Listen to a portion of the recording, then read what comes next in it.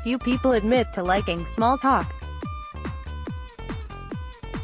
A banal conversation about the weather or repeating tales about your weekend to your colleagues may be fine in the office kitchen, but it's not how we'd want the majority of our conversations to go. That's why in 2010, when a paper was published in the journal Psychological Science that appeared to suggest that small talk was associated with feeling unhappy, it was widely covered by the media and absorbed by the public. The research team, led by psychology professor Matthias Mell at the University of Arizona, gave 79 undergraduate students devices that would record intermittently for a short period of time throughout the day. They wore them for 4 days, then gave the devices back so the team could upload the files and build an acoustic diary. A recording every 12.5 minutes for 30 seconds gave them a total of 23,689 files, which they then had to sort through. Ambient noise was discounted, but conversations were grouped into small talk, which involved vapid, trivial interactions like talking about the weather, and then substantive talk, where more meaningful information was exchanged, such as discussing relationships. Results showed that people were generally happier and more satisfied with life when they spent less time alone, and more time interacting with other people in social settings. On top of that, they also found there was a tendency for happy people to have more meaningful and substantive conversations, and less small talk. That was a nice study, and we were really proud of it, except for the fact it was based on 79 undergraduate students, Mell told Business Insider. There's nothing wrong with undergrad students, and oftentimes you can generalize to that, but it was definitely a small sample size. So over the years we continued to do research, and then recently we were able to replicate, or attempt a replication, of our own research. The results were all replicated in a new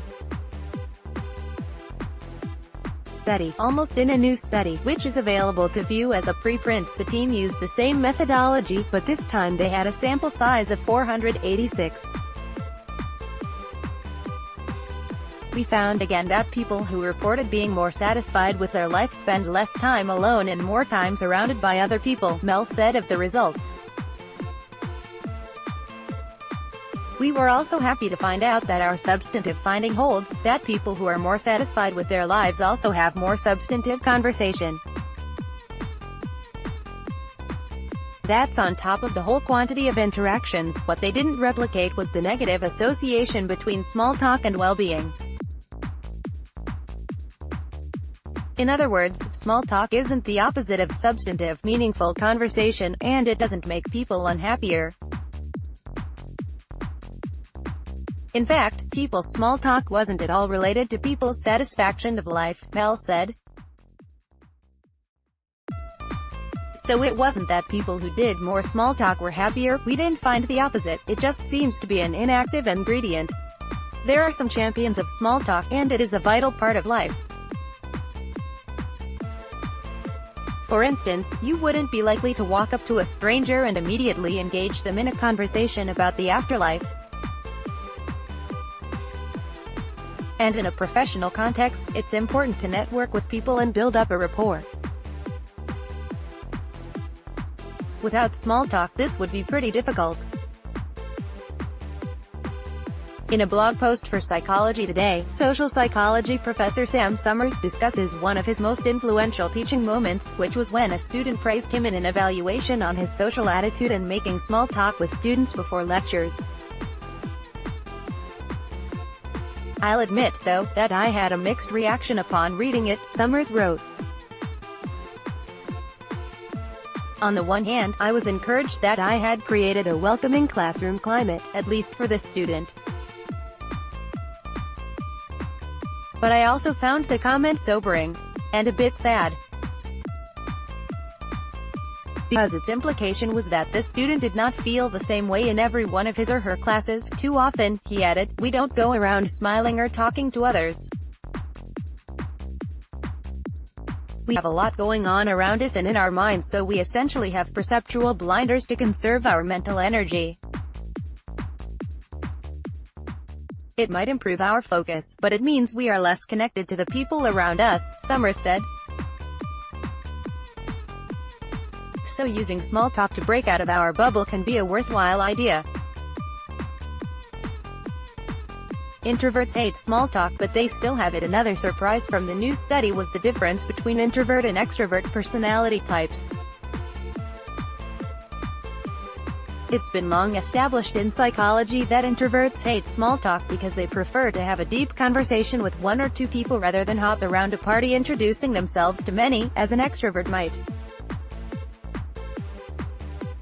It would have been quite conceivable that extroverts who have a lot of small talk tend to be happier than the extroverts who don't have a lot of small talk. Maybe, for extroverts the threshold is just lower and they can be happier, with most of the conversations being small talk.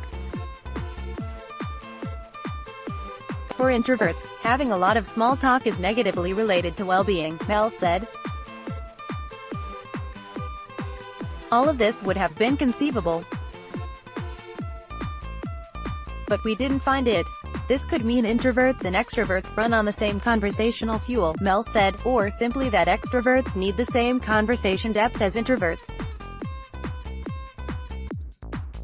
But none of this means they have the exact same conversations. It's also important to consider the fact that people tend to place themselves in their preferred social settings, extroverts in louder, more stimulating environments, and introverts in smaller, intimate groups. Ultimately, the team don't know what accounts for the finding. But to me it is interesting that the association holds for both extroverts and introverts, Mel said. Introverts don't have a higher need or a higher demand for substantive talk, and extroverts can't just live on small talk. The level for substantive conversation was relatively low in the study, but it was already positively related to satisfaction with life and well-being, Mel said. Humans are inherently social and symbolic animals. When asked why he thought this was, Mel said he thought it's because we are social animals and we are a symbolic species. We have our worldviews, we really need to express our worldviews, and need to see our worldviews affirmed, he said. Oftentimes you feel like you have a good conversation if you share your values, and your conversation partner affirms your values. So that is the social part of the social species, but also the meaning-making part of our species. The next steps for this research could be to answer whether meaningful conversations really do make people happier, as right now the results show correlation, not causation.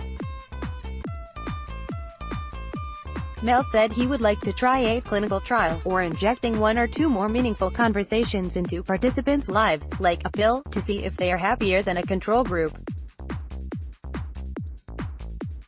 If you want to be a cynic, our findings as of now are also very consistent with the fact that grumpy, unhappy people repel good conversations, he said. And that is also a no-brainer, that people seem more at ease having good conversations with people who are happy. So a real skeptic or cynic would say our findings don't tell you whether having substantive conversation makes you happier. You need to actually show that path causally exists, and I think that definitely is the next step.